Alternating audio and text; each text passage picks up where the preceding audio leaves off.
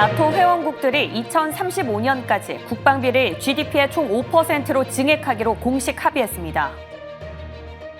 트럼프 대통령은 다음 주 이란과 대화를 나눌 예정이라면서 핵협정이 필수는 아니라고 밝혔습니다. 제롬 파월 미 연준 의장은 관세로 인해 소비자 물가가 얼마나 오를지 여전히 판단이 어렵다고 밝혔습니다. 연준이 SRL 완화 계획을 발표한 가운데 국채시장 유동성이 확대될 것으로 예상됩니다. 5월 미국의 신규 주택 판매가 예상치를 밑돌며 전달 대비 큰 폭으로 감소했습니다. 트럼프 대통령이 파월 의장의 후임을 물색 중이라면서 후보가 현재 3, 4명으로 추려졌다고 전했습니다. 테슬라가 유럽에서 5개월째 부진한 판매 기록을 이어갔습니다. 마이크론의 EPS와 매출, 가이던스가 예상치를 모두 웃돈 가운데 현재 시간 외 5% 급등 중입니다.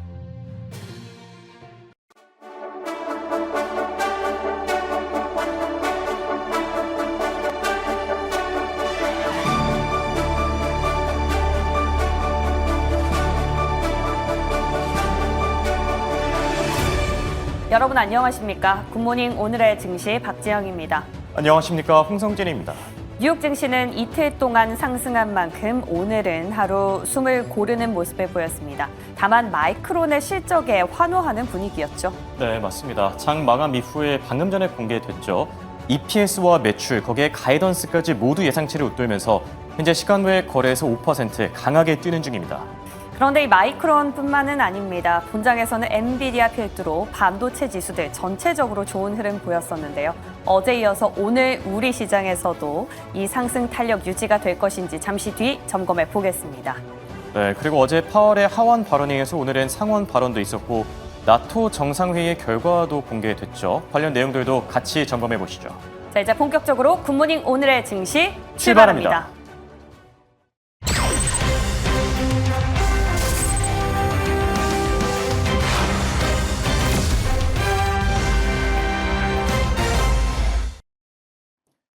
증시 브리핑 시간입니다. 밤사이 미국 증시는 3가지 키워드를 주시하면서 움직였는데요. 나토 정상회의, 파월 의장의 발언, 여기에 또 중동 지역의 지정학적 리스크를 소화하면서 결국 혼조세로 거래를 마쳤습니다. 전체적으로 숨고르기 장세가 나타난 가운데 다우지수는 100포인트 넘게 밀려나면서 0.25% 하락했고요. S&P 500 지수는 그래도 6,000선을 계속 지켜내면서 약보합권에서 거래를 마쳤고 나스닥 지수가 조금 아쉬웠습니다. 장중한 때 2만 선을 돌파하기도 했는데 장 중반부터 꺾이면서 결국 상승분을 토해내고 0.3% 상승 마감한 점 확인할 수 있고요. 여기 또 이틀 연속 급락했었던 국제유가 오늘은 반발 매수가 유입이 되면서 1% 반등한 점도 참고하시면 좋을 듯합니다. 자, 그럼 핀비즈 맵을 통해서 업종별 흐름도 같이 확인해 보시죠. 오늘 11개 섹터 가운데 가장 많이 올라졌던 건 기술주 쪽이고요. 반면에 부진했던 건 경기 방어 섹터, 부동산 쪽입니다. 자, 종목별로 하나씩 살펴보면 우선 테슬라 얘기를 빼놓을 수가 없겠죠. 3.79% 큰 폭으로 다시 한번 밀려났는데요. 지금 유럽에서 5개월 연속 판매량이 감소 중이라고 하죠. 일론 머스크의 오너 리스크가 지속되는 모습이 나타나면서 오늘 장에서 급락한 모습 나타났고요. 반면 엔비디아 대단합니다. 지금 4% 넘게 뛰었는데 이 장중 150달러를 돌파한 이후에 상승폭을 확대해 나갔고요. 결국 신고가마저 경신한 상태입니다. 긍정적인 투자 의견이 전해졌고요. 반도체 섹터에도 전반적으로 초록불이 들어온 가운데 마이크론 테크놀로지 본장에서는 소폭 하락했지만 현재 어닝 서프라이즈와 함께 시간을 거래에서는 큰 폭으로 뛰는 중입니다. 자, 그럼 국채와 외환 시장 흐름도 같이 살펴볼까요? 오늘 미국의 10년물 국채 금리 파월 의장의 발언을 소화하면서 낙폭을 이어갔는데요. 지금 4.3% 아래로 떨어진 이후에 하락세를 계속 이어나가고 있죠. 오늘은 소폭 밀려나면서 4.291%에서 거래를 마쳤고요. 또 밤사이 5년물 국채 입찰도 진행됐는데 응찰률이 2.36배로 나오면서 수요가 다소 부진하게 나타났습니다. 다만 국채 금리의 상방 압력을 다행히 가하진 않았고요. 결국 좀 안정된 모습을 나타낸 모습 확인할 수가 있고 그리고 외환 시장에서는 달러 인덱스 마찬가지로 파월 의장의 발언을 주시하면서 움직였는데요. 달러 가치 소폭 하락하면서 98 아래에서 거래 중이고요. 원달러 환율은 여배 시장에서 소폭 올라가긴 했지만 그래도 1,360원 아래를 유지 중입니다. 자, 그럼 오늘장 키워드 3가지 관전 포인트 확인해 볼까요? 오늘 첫 번째로 준비한 키워드는 나토 정상회의입니다. 자, 트럼프 대통령 그동안 엄포한 대로 결국 GDP 5% 국방비 도장을 받아냈는데요. 이에 따라 2035년까지 지금 나토 회원국들의 국방비 증액 목표치가 기존 2%에서 5%로 올라가게 됐고요. 또 그동안 회의적이던 이 상호 방위와 관련해서도 동맹국들과 우리는 끝까지 가겠다라면서 준수 의지를 확고하게 드러낸 트럼프 대통령입니다. 한 줄로 요약하자면 결국 큰 변수 없이 트럼프 대통령이 원하던 대로 의도한 대로 이 시나리오가 흘러가지 않았나 생각이 들고요. 두 번째로 확인해 볼 키워드는 상원에 출석한 파월 의장입니다. 자, 바로 어제 하원에 이어서 오늘은 상원에 출석해서 발언을 이어갔는데요. 똑같이 신중한 스탠스를 취하면서 관세에 따른 인플레이션을 예측하기 매우 어렵다라고 밝혔습니다. 또 연준이 실수를 저지르게 되면은 결국 그 몫을 국민이 감당해야 되기 때문에 우리 역시나 신중한 스탠스를 유지할 수밖에 없다라고 밝혔는데요. 밤사이 트럼프 대통령이 다시 한번 파월 의장을 향해서 맹비난을 쏟아냈죠. 이번에는 끔찍한 인물이다라고 밝혔는데 여기에 흔들리지 않는 파월 의장입니다. 다시 한번 금리나 신중론을 고수하는 모습이었고요. 마지막으로 살펴볼 키워드는 글로벌 IB, BMO의 리포트입니다. 자, 사진에 나와 있는 인물은 브라이언 벨스키. 월가에서는 굉장히 유명한 베테랑 투자자로 알려진 인물인데요. BMO의 수석 전략가입니다. 올해 S&P 500 전망치를 6,100에서 6,700까지 올려 잡았는데요. 현재 S&P 500 지수가 6,100을 오가고 있으니까 한 10% 정도의 추가 상승 여력을 제시한 거죠. 자, 두 가지 이유를 제시했습니다. 첫 번째 이유는 관세 영향이 생각보다 그렇게 크지는 않다라고 밝혔고요. 그리고 두 번째 이유는 지정학적 리스크가 완화되고 있고 기업들의 실적도 계속 개선될 것으로 기대된다라고 밝힌 겁니다. 자, 엊그저께 에드 야덴이 월가의 대표적인 강세론자도 S&P 500 전망치를 기존 6,500으로 제시했다라고 밝힌 바 있었죠. 월가에서 이렇게 긍정적인 컨센서스가 계속 확산 중인 점도 참고해 보시면 좋을 것 같고요. 자, 그럼 이어서 더 자세한 기업 이슈들 김은수 아나운서와 체크해 보시죠. 네, 오늘도 종목별 이슈들 체크해 보겠습니다. M7 상황 먼저 체크를 해 보시죠. 7개 기업 전반적으로 혼조세를 나타내고 있는 가운데 테슬라와 엔비디아가 가장 눈에 띕니다. 테슬라는 정말 큰 폭으로 하락을 한 반면 엔비디아는 큰 폭의 상승을 보여줬는데요. 반도체주의 투심 오늘 좀 기대해 볼 수가 있겠습니다. 특히나 오늘 마이크론의 실적 발표 이후 시간 외에서는 들어오기 전에 확인해 보니까 3%대 올라주고 있더라고요. 그럼 이 안에서 저희는 테슬라와 함께 엔비디아의 최신 이슈 어떤 것들이 시장을 흔들었는지 먼저 체크해 보도록 하겠습니다. 테슬라 먼저 만나보시죠. 상승 탄력 받아가나 싶고 로보택시에 대한 기대감 이제 반영이 되나 싶었는데 다시 한번 좀 흔들리고 있습니다. 다시 한번 나와줄 반등은 언제일지도 참 궁금해지는데요. 어떤 이유로 이런 잡음이 생기고 있는 건지 주가에 영향을 미친 이슈들 체크해 보겠습니다. 먼저 이 장 시작 전에 나왔던 소식인데요. 우리 시간으로는 어제 한 오후쯤에 나왔습니다. 미국에서 테슬라의 모델 S가 주행 보조 결함 때문에 일가족 3명이 사망한 이 사고가 있었죠. 이에 대한 소송이 제기됐다라는 이야기가 들려왔는데요. 2024년도 9월에 모델 S, 가장 중요한 건 테슬라의 FSD, 이 완전 자율주행 5단계가 도입된 차였다라는 점입니다. 이에 대해서 이 소송을 제기한 일가족은 이런 이야기를 내놨습니다. 일론 머스크 CEO가 이 모델 S를 홍보하면서 아마도 사람보다 낫다 이런 이야기를 했는데 정말 이게 사람보다 나을 수 있느냐라는 이야기를 제기하면서 소송을 한 건데요. 이 맥락이 이어지는 이슈가 프랑스에서도 있었습니다. 프랑스는 테슬라의 과대 광고에 대해서 시정 명령을 내렸는데요. 만약 4개월 안에 시정하지 않는다면 하루 동안 이렇게나 많은 벌금이 매겨질 수 있다라고 이야기하는 모습이었습니다. 과대 광고가 된 것이 아니냐라는 이야기가 이어지고 있는 가운데 오늘 시장을 흔들었던 가장 큰 이슈는 유럽에서의 전기차 판매 부진이었습니다. 전년 대비해서 30% 가까이 떨어지기도 했고요. 유럽 내 점유율은 1.2%까지 내려왔습니다. 하지만 가장 큰 이 하방 리스크로 작용했던 요인은 유럽 내에서 전기차 시장은 상승했다라는 점입니다. 유럽 내 자동차 판매 전체적으로 1.9% 오른 반면 테슬라 같은 경우에는 30% 가까이 떨어졌다라는 사실 체크하실 수가 있습니다. 이 점유율 자체는 계속해서 문제가 되고 있는데요. 하지만 오늘의 주가는 이 점유율을 받아내주진 못했습니다. 주가 장 초반부터 크게 흔들리기 시작했고요. 이 시간 유지하면서 오늘은 327달러 선 지켜내며 마무리했습니다. 하지만 모건 스탠리 측에서는 로보택시에 대한 기대감을 계속해서 가져가고 있습니다. 비중 확대 의견 밝혔다는 점 체크하겠는데요. 하지만 이 반등을 뚫어주려면, 이 노이즈를 뚫어주려면 더 확실한 반등 재료가 필요하겠죠. 어떤 이슈 나오는지 추가적으로 계속해서 업데이트 해드리도록 할게요. 그럼 다음 장 통해서 엔비디아 톱파보시죠. 엔비디아 오늘 마이크로소프트를 제치고 다시 한번 시총 1위를 탈환했습니다. 오늘 엔비디아는 큰 폭으로 올랐고 앞서 보셨던 것처럼 마이크로소프트는 강보합권을 유지하면서 두 종목 모두 신고가 경신에 성공했는데요. 하지만 마이크로소프트를 뚫고 엔비디아가 시총 1위 자리를 탈환했습니다. 오늘 장중 차트 한번 체크해 보시죠. 전체적으로 4% 넘게 올랐고요. 장 초반부터 약간은 흔들렸지만 계속된 고점 유지하면서 154달러 선 보여주고 있습니다. 올해 1월 사상 신고가였던 149달러 선을 돌파하면서 154달러 선에서 거래를 마무리한 건데요. 루프 캐피탈은 더 갈 수 있다라고 이야기하고 있습니다. 목표 주가를 250달러 선까지 올려 잡는 모습이네요.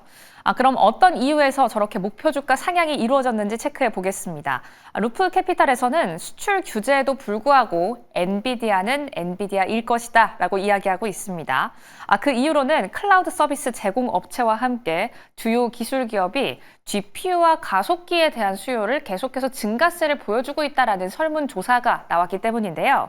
특히나 루프 캐피탈에서는 2028년 GPU와 연산장치 그리고 CPU와 연산장치 그리고 GPU에 대한 지출이 약 2조 달러까지 늘어날 것이다라고 이야기하고 있습니다. 이 규모 어느 정도일까라고 생각해보면 지금 현재 컴퓨팅 인프라가 15%라면 앞으로 50%에서 60%까지 늘어날 수도 있다라는 시장 확대 자체를 예언하기도 한 건데요.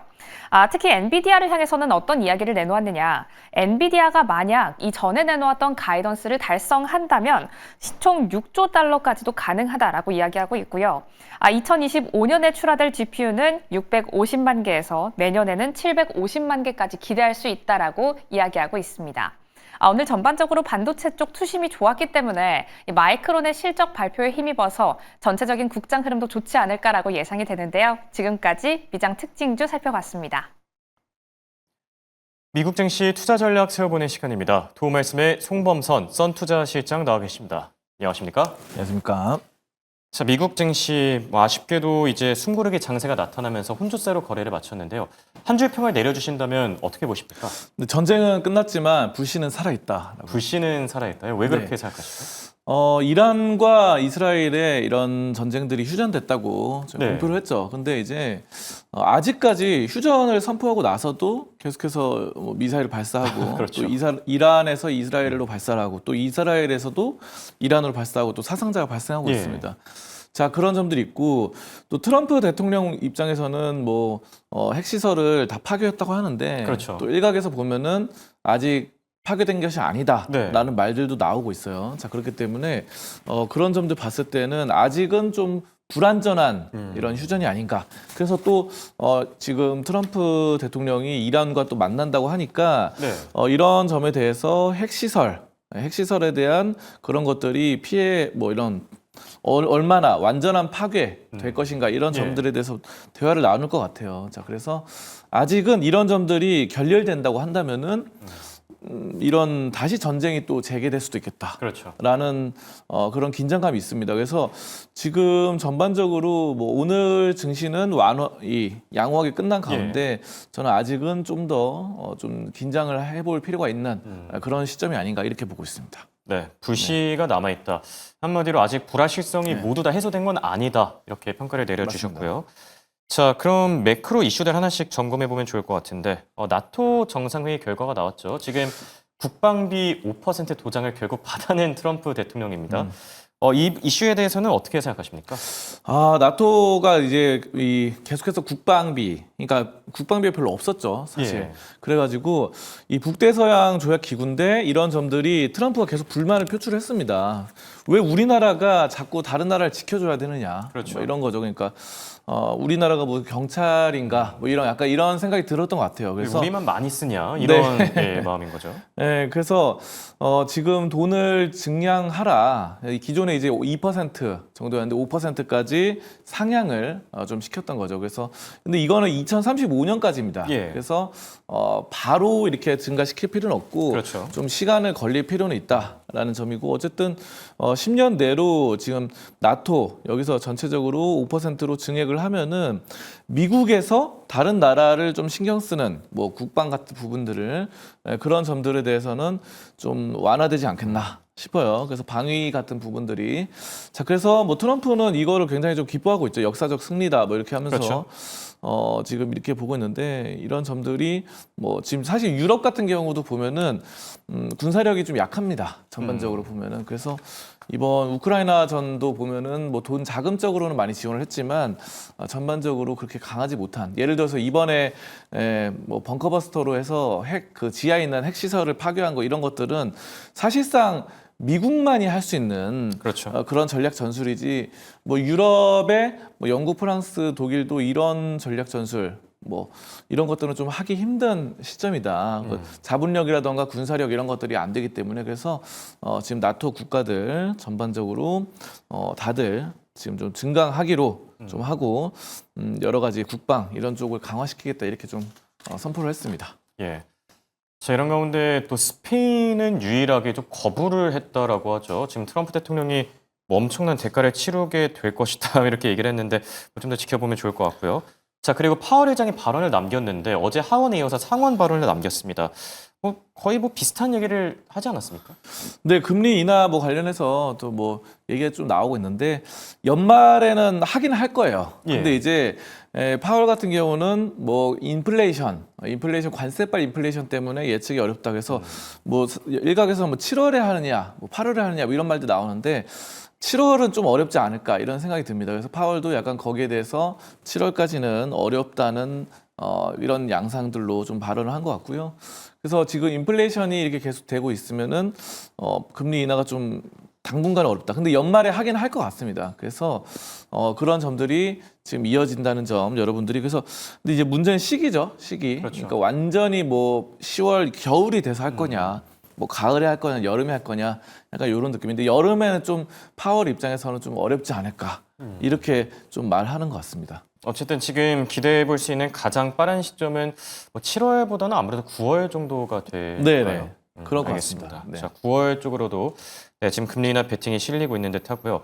자, 끝으로 트럼프 대통령 지금 중동 지역의 지정학적 리스크와 관련해서 다음 주 이란과 대화를 나눌 것이라고 밝혔는데 핵협정과 관련된 얘기도 하지 않았습니까? 그렇죠. 핵협정 뭐 트럼프는 핵협정을 계속해서 좀 이렇게 완화하고 싶어하죠. 예. 근데 뭐 이건 필수는 아니다. 또 이런 말도 했는데요. 어쨌든 이번에 군사력을 동원해서 이렇게 벙커버스터를 한 거 보면은 이란에서 핵을 좀 없애기를 원하는 그런 의도는 있습니다. 근데 이제 이런 것들로 너무 군사적인 이런 긴장감이 고조될까봐 그렇죠. 좀 이게 필수는 아니다라고 좀 왜냐면 이게 휴전을 네. 너무 힘들게 이제 좀 이뤄낸 거잖아요. 네, 맞습니다. 그래서 지금 약간 한 발 물러서는 모습이긴 한데 그래도 저는 뭐 내심 또 핵에 대한 이런 얘기를 또 좀 하지 않을까 또 이런 생각이 들어요. 결국은 이번에 미국이 개입한 이유는 사실 뭐 핵을 이란의 비핵화를 목적으로 한 거기 때문에 좀 저는 뭐 좀 약간 얘기를 하지 않을까 이렇게 좀 생각이 예. 되는데요. 결과는 또 가봐야 합니다. 트럼프라는 그렇죠. 사람이 또 워낙에 또 변수가 있는 분이라서 좀 더 가봐야 우리가 좀 알 수 있고 전쟁 아직 끝난 거 아니다 여러분들. 그래서 지금 증시가 그래도 꽤 최근에 좀 많이 올라서고 있는데 이런 점에 대한 리스크 관리는 좀 필요하다 이렇게 말씀드리겠습니다. 네. 실제로 트럼프 대통령이 밤사이 이런 발언을 또 남기기도 했었죠. 이스라엘과 이란의 무력 충돌이 곧 재개될 수도 있다. 휴전을 얘기한 게 엊그제 같은데 확실히 말씀해 주신 것처럼 아직 전쟁 불씨가 네. 살아있는 듯하네요. 네. 자, 그럼 이제 기업 이슈들로 넘어가 볼까 하는데 마이크론 테크놀로지 얘기부터 해봐야 되겠죠? 지금 EPS 매출, 가이던스 모두 다 잘 나왔는데 말 그대로 어닝 서프라이즈 아닙니까? 네, 맞습니다. 지금 시장 예상치보다 EPS도 높게 나왔고, 그리고 매출 같은 경우도 높게 나왔습니다. 예. 그래서 전년 대비 37% 이렇게 증가가 나왔는데요. 지금 이런 점들 전년 동기 대비는 2배 이상 뭐 데이터 센터 매출이 증가했다 이렇게 좀 나오고 있고요. 분기 기준으로 사상 최대치입니다. 그래서 이렇게 좀 괜찮게 나왔다라는 점이고 소비자 시장에서 강한 이렇게 성장성이 좀 돋보이고 있다라는 점들이 보이고 있고요. 지금 이런 점들이 마이크론 같은 경우도 최근에 뭐 HBM4 관련해서도 SK하이닉스가 올해 3월에 했는데 마이크론도 이번에 또 5월, 6월에 HBM4를 뭐 샘플을 납품하고 있다. 뭐 이렇게 말했죠. 그렇기 때문에 이 기술력에 있어서 HBM 시장에서 예전에는 뭐 사실 마이크론이 비중이 전 세계에서 5%밖에 안 됐습니다. 자, 그런데 지금은 한 20%까지 올라서는 전 세계 점유율이, 반면에 또 우리나라로서는 좀 안 되는 사실인데 삼성전자가 약간 좀 뒤처지고 있는, 약간 그래도 아직 삼성전자가 마이크론보다 높은데요. HBM 비중이, 이게 마이크론이 이 상태로 이렇게 가파르게 올라오고 있으면은 곧 뭐 마이크론이 삼성전자를 능가하는 이런 골든 크로스가 나올 가능성이 있다. 이렇게 좀 나타나고 있어요. 삼성전자 예. 입장에서는 데드 크로스죠. 네, 그래서 이런 점들을 좀 우리가 주목해 볼 필요가 있겠고, 마이크론의 이런 가파른 성장성, 이런 점들을 우리가 좀 주목해 본다고 한다면은, 원래는 이제 서구권에서는, 미국에서는 비메모리 반도체 위주의 시장이 좀 펼쳐졌었죠, 사실. 근데 이제는 메모리 반도체도 한국이 거의 독점이 아니구나. 우리도 이제 긴장해야 될 시점이 됐다. 저는 이렇게 판단하고, 마이크론이 또 많은 또 성장성을 이루면서 메모리 반도체 시장 전체의 뭐 이런 성장성, 이런 바람을 좀 불러일으키는 것도 어느 정도 좀 기대를 해볼 수 있겠다, 이렇게 좀 보겠습니다. 네, 마이크론에 대한 긍정적인 얘기를 전해주셨고요. 자, 그리고 엔비디아에게도 같이 빼놓을 수가 없겠죠. 엔비디아, 대단합니다. 어떻게 이렇게 무거운 기업이 하루 만에 4% 넘게 급등할까? 사실 장중 기준으로 $150를 넘어선 적은 몇 번 있었는데 지금 종가 기준으로 $150를 넘어선 게 처음이거든요. 신고가를 다시 한번 경신하지 않았습니까? 그렇죠. 엔비디아가 원래 이제 $153가 고점이었는데 오늘 좀 넘어섰습니다. 그래서 이게 좀 천장이 $153에서 좀 가로막혀 있어가지고, 사실 $153에 이제 그 $150 선에서 고점에서 물린 분들이 좀 매물을 내놓는다 한다면은 여기가 어느 정도 천장의 벽으로, 매물대로 자리를 잡을 것이다라는 말들이 많은데, 확실히 지금 다시 좀 좋아지고 있는 시점이다, 이렇게 보고요. 예. 뭐 전쟁에 대한 휴전, 이런 것들이 긴장 고조됐던 것이 지금 뭐 괜찮아지고 하면서 전반적으로 AI 칩에 대한 독점적인 기술, 뭐 엔비디아는 쿠다라는 이 생태계를 구축하면서 굉장히 잘 되고 있죠. 자, 그렇기 때문에 지금 보면 루프 캐피탈 같은 경우도 엔비디아의 목표가를 기존의 $175에서 $250로 이렇게 지금 상향 조정을 했습니다. 자, 그렇게 좀 보시면 되겠고, 뭐 젠슨왕 같은 경우는 근데 좀 약간 매도를 했다, 뭐 예. 이런 말도 나오더라고요. 그래서 뭐 이거는 뭐 엔비디아가 안 좋아져서 그렇다기보다는 어느 정도 좀 차익 실현이 아닌가, 예. 이런 생각이 좀 들긴 해요. 그래서 이게 사전에 또 네. 다 계획서를 제출하고 이러는 거라서 뭐 그렇게 큰 악재라고 보기는 어렵지 않습니까? 뭐 그렇다고 볼 수 있죠. 네, 그리고 엔비디아 주식을 젠슨왕이 가진 게 워낙 많다 보니까 네, 뭐 그런 점들을 보실 수 있을 것 같고요. 자, 그래서 이런 여전히 핵심 기술이 분야에서 독점적인 위치를 차지하고 있다라는 측면이고요. 저는 뭐 천장을 뚫었다는 점에서 강한 예. 추세가 좀 돋보인다 볼 수 있겠습니다. 그래서 지금 이런 점들은 원래 이제 전 고점을 뚫고 올라간다고 한다면은 그런 모멘텀은 당분간 또 더 이어질 가능성이 그냥 빠질 가능성보다는 높다고 보거든요. 예. 자, 그래서 이런 차트적인 흐름들이나 여러 가지 수요, 이런 AI 컴퓨팅 역량, 이런 것들이 지금 AI 컴퓨팅이 2028년까지 약 2조 원까지 이런 지출이 좋아질 수 있다, 이렇게 나타나고 있는데, 엔비디아 앞으로 좀 더 기대를 해볼 수 있겠다, 이렇게 좀 보겠습니다. 네, 정말 대단합니다. 사실 뭐 엄청난 이벤트가 있었던 것도 아니고 뭐 어닝이 있었던 것도 아니고 이런데도 불구하고 긍정적인 투자 의견에 힘입어서 신고가를 돌파한 엔비디아였고요. 자, 그리고 브로드컴에 대한 투자 의견도 굉장히 좋게 나오고 있는데 여기서 더 갈 수 있다고요? 그렇죠. 브로드컴은 약간 오늘 쉬어가긴 했는데, 보면은 HSBC가 이제 보유에서 매수로 상향 조정을 했습니다. 그러면서 지금 사상 최고치, 이제 어제 같은 경우 기록을 했다가 오늘 같은 경우 살짝 쉬어갔어요. 근데 재밌는 거는 다른 필라델피아 반도체 지수는 엄청나게 올랐어요. 근데 이제 브로드컴은 어제 먼저 선 반영됐다, 이렇게 보고, 오늘은 좀 약간은 좀 쉬어가는 양상이었다. 그래도 오늘 플러스로 마감을 했습니다. 그래서 예. 어쨌든 상승세를 좀 유지하고 있고, 최고가로 보면은 오늘 $269를 잠깐 찍었었거든요. 자, 그러면서 오늘 또 최고가를 잠깐 찍었었던 그런 부분들이 포착이 되고, 어쨌든 저는 뭐 전반적인 필라델피아 반도체 지수 자체가 좋아지는 건 희소식이다, 이렇게 좀 보겠습니다. 네. 자, 끝으로 실장님의 탑픽주가 궁금합니다. 오늘장 관심주 어떤 기업 선정해 주셨죠? 저는 알파벳 이거 예. 가져왔는데요. 어. 지금 원래 테슬라가 이제 로보택시를 출시를 했는데 처음에는 굉장히 좋게 호평을 받았어요. 그래서 호평 받아서 8% 오르고 했는데 이게 또 하다 보니까 뭐 역주행하기도 하고 뭐 또 테슬라가 안정성 논란이 계속 휩싸이고 있죠. 네, 테슬라 또 유럽에서 판매율도 떨어졌다 그러고 또 뭐 간밤 사이에 또 테슬라의 차량을 통해서 뭐 일가족이 뭐 좀 사망자가 발생했다 뭐 이런 말도 나오고 하는데요. FSD의 뭐 역량이 좀 부족하다. 이게 자율주행차로서. 자, 이런 말도 물론 FSD 그 차량은 이 로보택시랑 또 다릅니다. 어쨌든 근데 테슬라 이런 악재가 좀 터지는 거는 로보택시 역주행 이런 것들이 나온다는 건 완전히 약간 불안전하다.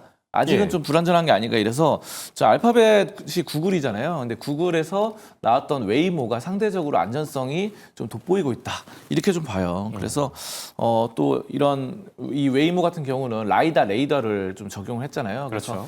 그래서 지금 로보택시는 카메라로만 갑니다. 라이다 없이. 그래서 이런 점들이 라이다가 적용되면은 자외선, 적외선 이런 점들에 대해서 좀 레이저로 또 어두운 깜깜한 데서도 좀 잘 나아갈 수 있지 않을까 이런 기대감이 있어요. 자, 그렇기 때문에 또 구글의 사업 전반적으로 뭐 검색 기능이라던가 여러 가지가 좀 AI 부분 이런 것들도 괜찮게 돼 있다 보니까 저는 구글이 앞으로 알파벳이죠, 모회사 알파벳이 더 좋아질 것이다 이렇게 좀 판단하고 있습니다. 네. 자, 이렇게 오늘은 알파벳에 대한 얘기까지 들어봤습니다. 지금까지 도움 말씀의 송범선 썬투자실장과 함께했습니다. 감사합니다. 감사합니다.